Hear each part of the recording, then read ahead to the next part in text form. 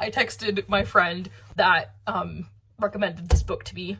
Here are the texts that I sent them. Dan, why are you wearing a Provo shirt? You hate Provo. I know, I hate Provo. It's the worst. But it's thematically appropriate, okay? For context. Hi, if you don't know me, my name is Dan. I am gay. Hi, my name's Dan, I'm gay. I'm a non-binary queer individual that grew up in the Church of Jesus Christ of Latter-day Saints. When I was the ripe old age of 16, I moved from Missouri to Utah to go to an LDS private school. Even though I was out as bisexual, I convinced myself I wasn't, recloseted myself, and moved my butt to Utah. I spent from the ages of 19 to 21 in a little house in Provo, Utah. We hate it. But Dan, why are you talking about Provo and the fact that you grew up Mormon and all of these things? This book, I just finished it. I screamed. I cried. I cried some more. First of all, spoilers for this book, obviously, because I'm going to be talking about it because I love it so much. Okay, this guy, Tanner, comes out as bi when he's like 13, and this is like pre-story, okay? So this is all background that we get throughout the book. He comes out as bi when he's 13, and then later his family moves to Provo, Utah, because his mom has like a really cool job there, and they're like, oh my gosh, do we want to move our queer son into Mormon town? And they're like, also his mother is ex-Mormon because she has a queer sister whom her parents disowned.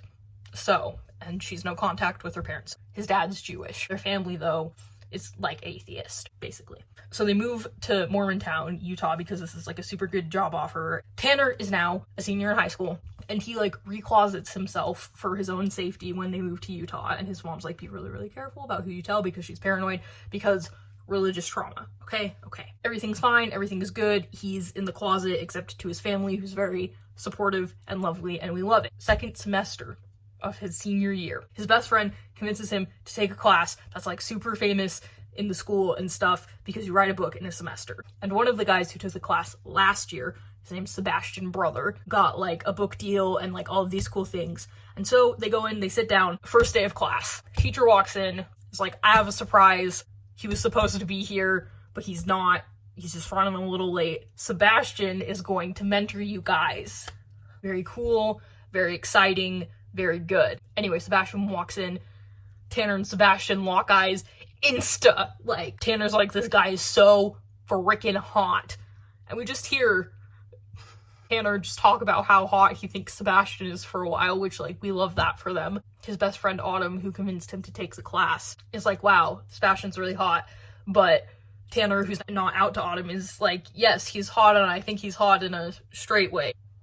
He doesn't think he's hot in a straight way. So Tanner likes Sebastian in a very not straight way. But here's the thing. Sebastian is like Peter, priesthood, Molly, Mormon, top tier, LDS, purebred Mormon through and through.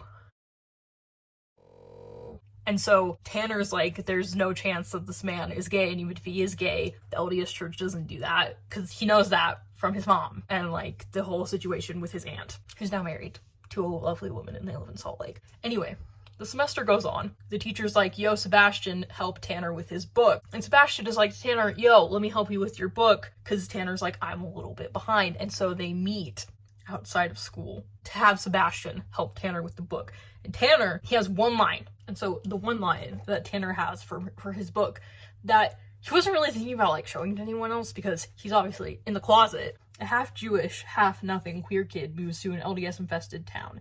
He can't wait to leave. Homeboy outs himself to Sebastian, the hella Mormon, Peter priesthood little dude. Sebastian's chill about it. We love to see it. We're like, okay, a lot of Mormons would have had like a homophobic response or just been like, oh, that's cool, and then never talked to him again. Sebastian does the opposite. They become pals. They meet a bit to work on the book, and they also like do a little bit of texting. It starts to seem like maybe Sebastian might have feelings for Tanner, but no. He's Mormon. For those of you who are unaware with LDS church policy, basically, back in the day, they used to be super homophobic, and they're still, like, super homophobic. Their doctrine's a heaping pile of, but now they've tried to, like, wrap in like a bow and like spray some perfume to kind of make it smell nice, right? When back in the day they're like, yeah, no, we just think gay people are pieces of... These days, they love to differentiate between what they like to call same-sex attraction and homosexual behavior. So it's fine if you're gay, you just can't act on it. And they actually like encourage you to get straight married so you can go to the highest level of heaven. And if you don't want to get straight married in this life, like on earth, God will make you straight after we die. And so it'll be fine. You just have to be celibate and it'll be okay, because it'll all be worth it in the end, because they have this lovely document called the Family Proclamation to the World, and it's basically doubles down and is like, marriages between a man and a woman, and God created marriage, and it's not a man-made institution, so whatever men do or say, they'll never change that, and the powers of procreation are only to be used between a man and a woman lawfully wedded as husband and wife. So that's their stance on homosexuality. It's not great. There's not really very much space for queer people in the church, and I will fight anybody on that, because I spent 20 years of my life trying to make myself fit into that, so I'll fight you, and I'll win. Anyway, Tanner keeps writing his book, but his book turns into how he's falling in love with Sebastian, because it's basically like autobiographical, hence the title Autoboyography, and so it turns into he's writing about how he's basically in love with Sebastian. And so he's writing and writing and writing, right? And then Sebastian's like, I want to see your draft. And Tanner's like, oh crap. I've been writing about how I'm in love with him this entire time. So he changes the names. And he's like, it's good. We're good. I changed the names. He's never gonna know. And he's like, here, Sebastian, read my book. And this is how that goes down. So this is Tanner's inner dialogue. Why did I even agree to this? Why did I try to rewrite the class sections? Yes, I wanted to spend time with Sebastian today, but wouldn't it be so much easier to keep this a secret from him until I know where he and I stand? As soon as I had the thought, I realized my subconscious has already won. I wanted him to look for himself in it. So much of this is taken from our conversations. I'm here because I want him to tell me which love interest he wants to be. Evan or Ian. He nods as he finishes, and it seems like he goes back and reads the last section again, and this is an excerpt from the manuscript. I do not expect him to say, I have some time this weekend, I could help then. This is probably a terrible idea. Yes, I'm attracted to him, but I worry if I dig deeper, I won't like him. But that would be for the best, wouldn't it? It certainly wouldn't hurt to get some time outside of this class to get an answer to my question. Could we even be friends, let alone more? He swallows, and I watch as it moves down his throat. Does that work, he asks, pulling my eyes back up to his face. Yeah, I say, and swallow. This time, he watches. What time? And now we're back out of the manuscript. He grins, handing it back to me. Wow. Wow, I wince. Obviously, that means it's horrible. I feel like an idiot. Don't, he says. Tanner, I really like it. Yeah? He nods, then bites his lip. So, I'm in your book? I shake my head. The pin is pulled from the grenade. No. No one we know. Well, except Franklin is a stand-in for... I don't know how to say his name. Obviously. I'm just using the class as a structure. Running a finger under his bottom lip, Sebastian watches me for a few quiet seconds. I think this is about us. I feel the blood drain from my face. What? No. He laughs easily. Colin and... Ian? Or is it Evan, the TA? It's about Colin and Ian, another student. Oh god, that's his internal monologue. But he starts and then looks down, blushing. I struggle to hold my cards close to my chest. What? He flips a page and puts an index finger there. You had a typo in Tanner here. Right where I think you meant to put Colin. It didn't pick up on your search and replace. Ah! That's his internal monologue. The same stupid typo in my name I always make. Okay, yeah, originally it was about me and some theoretical person. Really? He asks, eyes lit with curiosity. I fidget with the binder clip I'd used to hold the pages together. No, I know you're not. He flips to another page and hands it to me. I curse under my breath. With his hands laced together in front of him, Franklin rocks back on his heels. Seb has a very busy schedule, and of course, I mentally groan. Seb, but he and I both feel that this experience can benefit each of you. I believe he will inspire you. Seb, I never did a search and replace for the nickname. Sebastian's about to say something. His expression is impossible for me to read, but it doesn't look like horror. When a voice rises from the doorway, and then his mom walks in and starts talking about Mormon stuff. So, Sebastian knows that Tanner likes him, and then they go on a hike. A little baby hike. Get out of his little, like, Mormon house. So just a little baby hike. And they kiss. Tanner's like, what the frick? And Sebastian's like, what the frick? And then they start talking about like sexuality and stuff, right? And Tanner's like, yeah, I'm bi. And then Sebastian's super confused because he's like, well, if you could choose to like girls, like why wouldn't you do that? And then Tanner explains how falling in love isn't like really a choice. And then Sebastian expresses, he's like, you know, I've tried so hard to like girls, but I only ever like guys, like, and I'm jealous of you because you're bi and you could like a girl. When that pierced my heart, sunk deep into my soul, I cannot express or explain how seen I felt in that moment, because originally I thought I was bi and then I figured out that I wasn't. And I was so sad. Because there went my one and only chance at a good afterlife, you know? And I see myself so much in Sebastian. It's insane. It's crazy. The friend who recommended this book to me, like, I talked to them about it and they're like, yeah, I knew you would see yourself in Sebastian. That's why I made you read it. Anyway, so they kiss and like they have like a little like thing happening, but obviously it's a secret because Sebastian, his dad's the bishop, which is basically like the leader of a Mormon congregation, and he on the outside is like the perfect little Mormon boy. And he's preparing to go on a mission, which, for those of you who don't know, the LDS Church likes to send out literal children to convert more people to Mormonism, which, fine, whatever, for like 2 years of their lives. So like 18-year-old boys go and 19-year-old girls go. Boys are pretty much like commanded to go on missions, and then girls can go like if they want, if they're not already married, because Mormons marry very, very young, because that's the whole point of why we're here, is to make babies and build a family unit.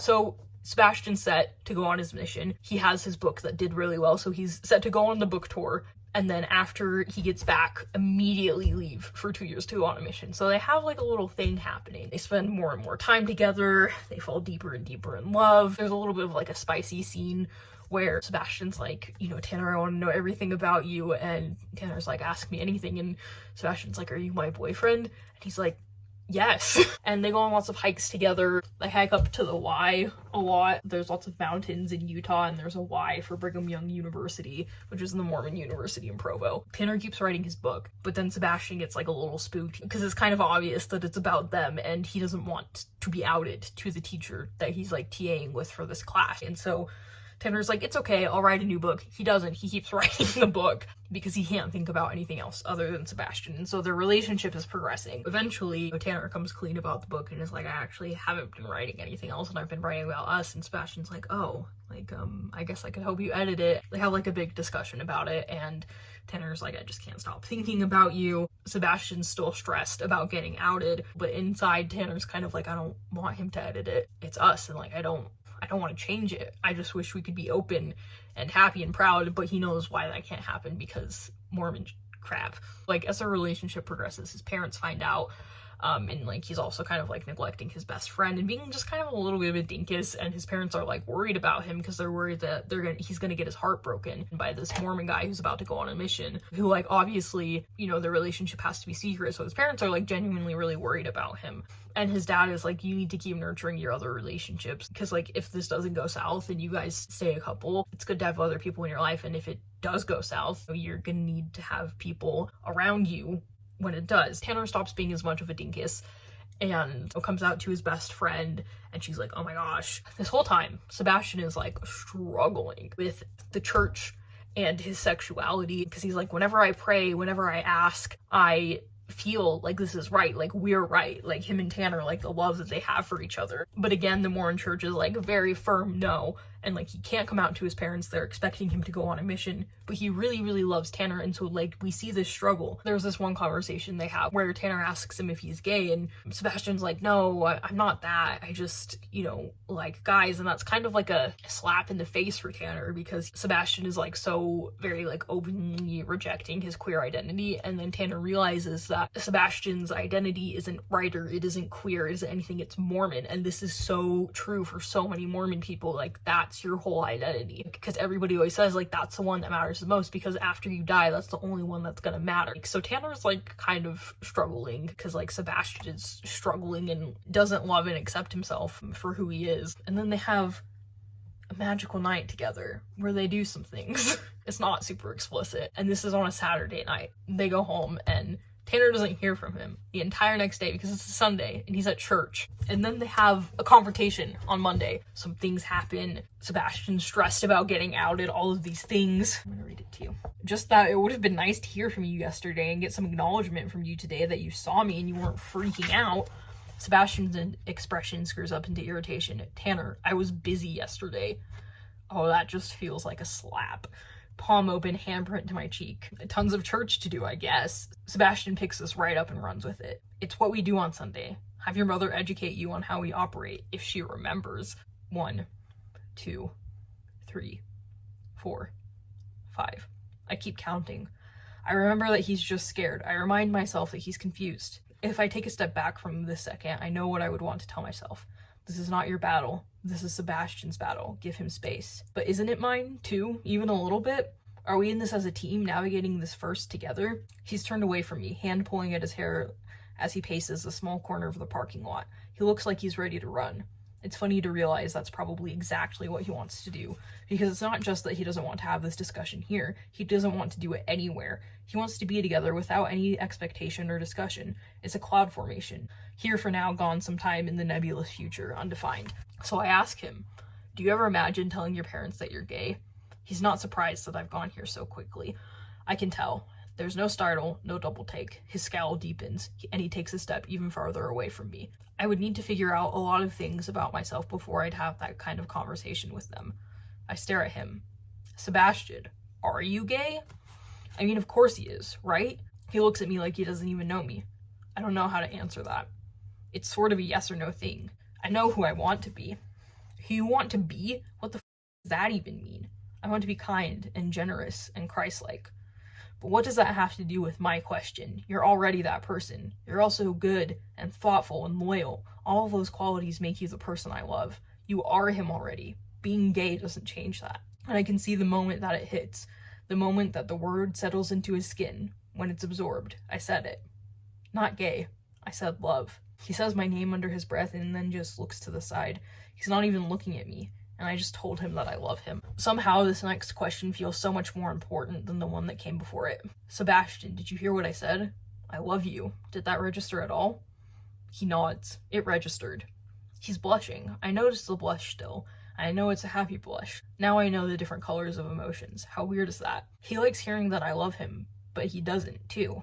It's too much for you, I say, isn't it? Yeah, he says. I mean, honestly, that's a lot to hear right now. And it isn't even about what you asked before. His voice drops then, and he looks around furtively. Whether I'm gay. It's a lot to say to me right now because I have a book coming out, and I'm going on a mission, and there's so much going on. So it's inconvenient to hear me say that I love you? He winces. Tanner. No, I just mean, I don't know that I can give you the same thing that you want to give me. It's not a matter of wanting to give you my feelings. I actually laugh at this. It's just how I feel. He looks at me like I'm insane. Like maybe he doesn't believe me. I love you because of who you are, not because of your blush or your eyes or the things you make me feel when you touch me. I say, and he blushes again. The things that I love about you aren't going to go away when you go on your book tour, and they're not going to go away when you go on your mission. I'll still be here, and I'll still be thinking about all those things. I'll still be working on being a better person, a better friend, a better son. I'll still be wondering what it would be like to be a better boyfriend for you. And you will be on your mission, thinking about how much you wish you weren't gay. He's mad, I can tell. My first instinct is to wish I could take the words back, but it vanishes like smoke as reality hits me. I meant every single one of them. I won't wish, he starts, but then turns away, jaw ticking in anger. So this is it? I asked him. We've reached the limit of what you're willing to give. He shakes his head and says, you want me to be something that I'm not. Something. Not someone. Something. I just want you to be okay with who you are now. I know I'm not the only one who has feelings here. He aims and shoots. His face is a mask of calm. I think we should break up. Sebastian pauses, watching while my organs turn to bricks and crumble inside me. This isn't right anymore. So they break up. Sebastian is having a little moment because he still thinks that being gay isn't part of who he is and that it's not okay. And that if he just pushes through and goes on his mission, it'll all go away. Anyway, so they break up. Then Sebastian avoids him for a while. Then he shows up at Tanner's house and is like, you know, I know we're broken up, but I didn't really know where else to go, because Sebastian had a conversation with his parents and he asks the hypothetical question that all Mormon kids ask their parents. What would you do if one of us was gay? I remember that hypothetical question. I remember asking why two people of the same gender can't love each other. And it goes really, really, really south. And so he goes to Tanner's house and he basically has a mental breakdown, but then, you know, kind of accepts himself and is like, okay, I'm gay. We're boyfriends. It's okay. But then Tanner doesn't hear from him for a couple of days and he gets an email. Tanner, I'm so sorry if I miscommunicated anything to you about my feelings or my identity. I hope my lack of clarity hasn't brought you too much pain. I wish you nothing but the best in your upcoming adventures at UCLA. Kindest regards, Sebastian brother. Because Tanner's going to UCLA. That's his plan. And so I read this. My brain goes to immediately, his parents caught him. They know.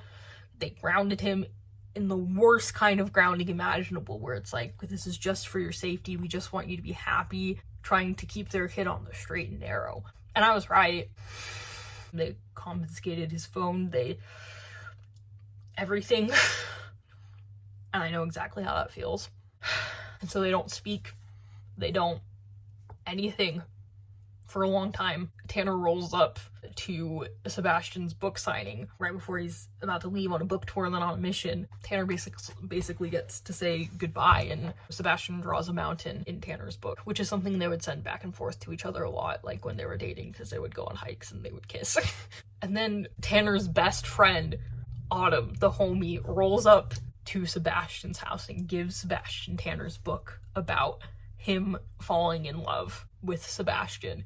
And Sebastian goes on his book tour, he reads it, and he reads it, and he reads it, and he gets back from his book tour with clarity of mind, right? Because he's seen the world. He's been out and done stuff outside of Provo freaking Utah. And then he gets back and his mom is like, I submitted your mission papers. And so that means that the letter that tells him where he's going on his mission is gonna come soon. And in Mormon families, it's a super big deal. Like, there's like these big parties and like there's like a Facebook Live, and like people fly in from out of the state to watch people open their mission call, you know, right as that's about to happen. He tells his siblings, he's like, I need to talk to mom and dad alone. And we don't find this out till later, but he comes out to them and is like, I love Tanner. But Tanner doesn't know this. He moves to LA to go to UCLA and misses Sebastian more than anything, thinks he's gone on his mission until Sebastian shows up. And I'm gonna read it.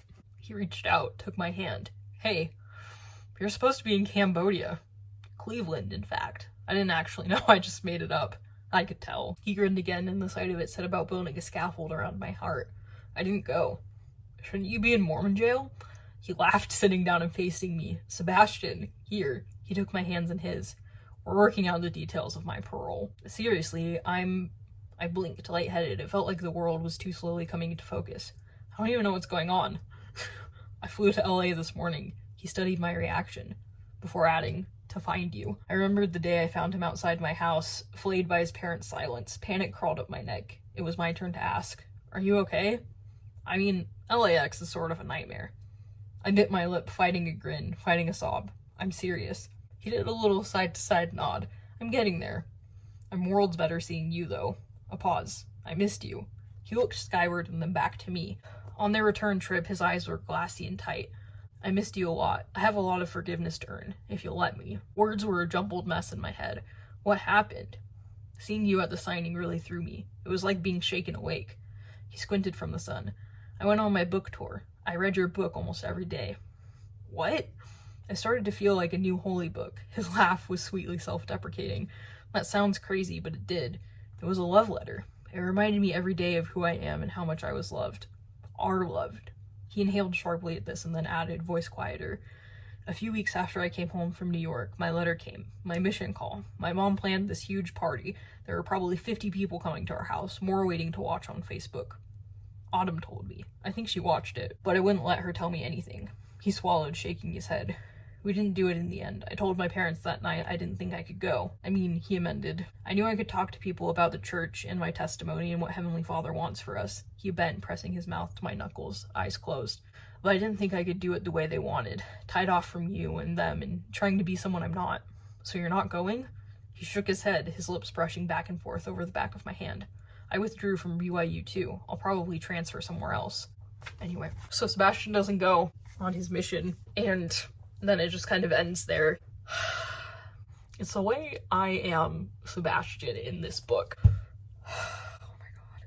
I was the Mormonist of the Mormons. Like, I almost got married when I was 19 because that's what you're supposed to do as an AFAB person in the Mormon church. I went through the temple, and normally people do that when they're about to get married or go on a mission, but I just did it because I was like, I want to progress spiritually. And it was so important to me. It was so important to me. It was my life. It was my safe haven in my childhood. It was who I was, and that's how it is for a lot of people. And seeing Sebastian go through exactly what I went through the eyes of another person who loves him was insane. It was healing. It was mind-blowing. It was wonderful. And when I thought he went on his mission, when I thought he turned away from who he was, when I thought they were never going to see each other again, my heart broke into a tiny million little pieces, because that could have been me. That almost was me. I made it out. I transitioned. I get to find someone who's going to be the love of my life, but I almost didn't make it out, and Sebastian almost didn't make it out, and I was devastated. But then at the end, obviously, you know, we get a happy ending, and he comes to Tanner and they repair their relationship, and Sebastian finally loves himself for who he is. I think part of it is because Tanner was there the whole time telling him that there's not anything wrong with him, that he's not broken, he doesn't need to be fixed. And just seeing Tanner love Sebastian the way that he does throughout the book was incredible to me. And watching Sebastian struggle with the exact same things I struggled with was insane. I have never felt so seen. I have never felt so well represented in a book. It is amazing. I cried. I screamed. It's so lovely. It's such a good book. And I think it really helped me kind of close the chapter of my life that had to do very, very heavily with Mormonism. It kind of helped me to let go of that, you know, to see that there's this big, giant world outside of it. And I already knew that a little bit, but the way Tanner's mom doesn't even talk to her parents anymore, and she and her sister love each other so much, and her sister's happily married, and she's happily married, and they have their own little family outside of Mormonism, and Sebastian gets to build his life, maybe within Mormonism a little bit, but enough outside of it that he can love himself and be himself. And it was just so good to see. When I went to go buy my own copy of this book, because the copy that I read was my friend's that lent it to me, I ran out the door and screamed, "God loves gay people." And it was kind of embarrassing because I live in a neighborhood with a lot of Mormon people. There were people taking naps inside the house that I live in, and I probably woke them up with my screaming about God loving gay people, but it just, the book was so healing. Tanner loves Sebastian, and I feel so much like Sebastian. Getting to see him have that happy ending, getting to see the queer Mormon joy, wonderful, amazing. I love this book. This is probably going to be my favorite book for a long, long time. Definitely will always be in my top 5. Will probably be added to the stack of books that are Dan's new holy books, kind of how Sebastian puts it in the book about how Tanner's book, you know, kind of becomes a new holy book for him. Because my life was built around the Mormon church, my life was built around the scriptures, and I'm slowly collecting things that my life gets to be built around to now, as I get to live my authentic life and be my authentic self, just like Sebastian gets to do, and just like I hope everybody else gets to do, because it's worth it. It's amazing. There's so much out there. There's so much. And it's so lovely to get to see someone else find that. Get to see someone else who I felt is almost exactly like me find that and find that joy. So yeah, that's this book. I love it with all of my heart. Just so good, so great. Happy Pride Month. Be gay, do crime, love each other, love yourself, be yourself, and have a great week.